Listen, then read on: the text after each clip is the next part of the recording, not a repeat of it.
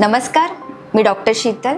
आज इन्फर्टिलिटी म्हणजेच वंध्यत्व याच्यासाठी आपण काय काय टेस्ट करू शकतो याच्याबद्दल थोडंसं डिस्कस करणार आहोत। तर वंध्यत्वासाठी किंवा प्रेग्नन्सी राहण्यासाठी नॅचरली 4 गोष्टींची गरज असते। एक, युट्रसची साईज व्यवस्थित असली पाहिजे, त्याचं एंडोमेट्रियम लाइनिंग व्यवस्थित वाढलं पाहिजे आणि फॉलिकल जे आहे ते व्यवस्थित फुटलं पाहिजे, ज्याच्याने स्त्रीबीज हे नळीमध्ये येतं आणि त्या काळात नळ्या ओपन असल्या पाहिजे, म्हणजे ज्या गर्भनळ्या असतात त्या ओपन आहेत की नाही ही टेस्टिंग, आणि धातूंचं प्रमाण चांगलं आहे की नाही तर ही चौथी गोष्ट।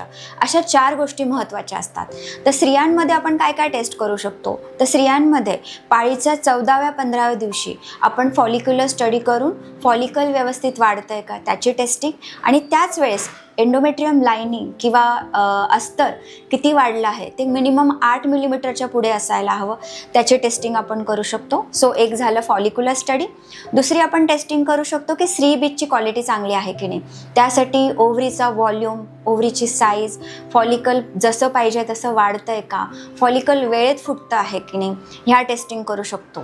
तसंच आपल्याला लागलं तर ब्लड टेस्टमध्ये आपण सिरम FSH, LH किंवा AMH लेवल याच्यावरूनही आपल्या स्त्रीबीजची क्वालिटी कळू शकते।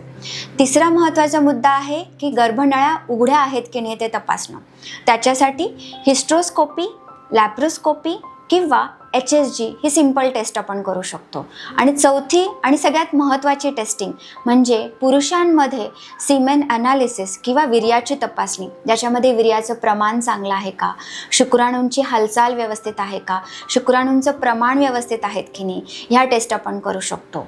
तर याच्या व्यतिरिक्तही काही टेस्टिंग आहेत का? हो, तर याच्या व्यतिरिक्त आपण ज्या कॉमन टेस्ट आहेत, दोघांचा ब्लड ग्रुप माहिती असणं, HIV, HbA1c, थायरॉईडचं प्रमाण किती आहे, TSH लेवल, शुगर लेवल आणि सिरम प्रोलॅक्टिन ह्यासारख्या ब्लड टेस्ट आपण करू शकतो। थँक्यू।